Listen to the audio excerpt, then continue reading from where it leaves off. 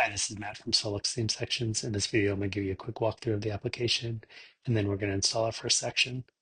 To get started, let's look at the dashboard. The dashboard offers you a nice setup guide and some metrics on how many sections you've installed and how much time and money the application has saved you over the course of using it. And then we have some really nice featured videos here that helps you really dig in and start using the application.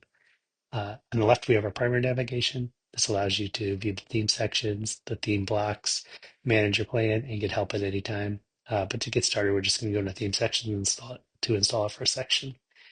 SoLux offers a number of free and paid sections that's indicated up in the top right corner.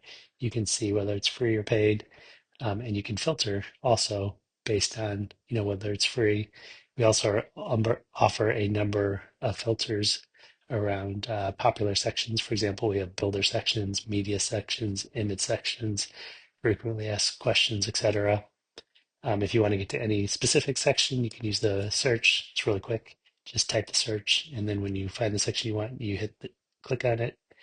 Installing the section is as easy as just clicking the publish button, selecting a name and a theme, and hitting publish.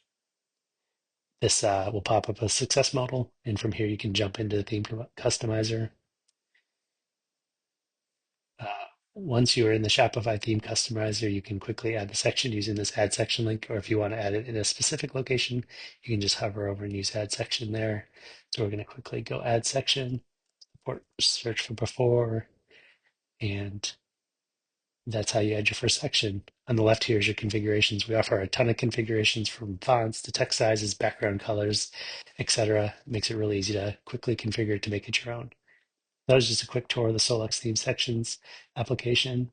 Please reach out if you have any questions. Thank you.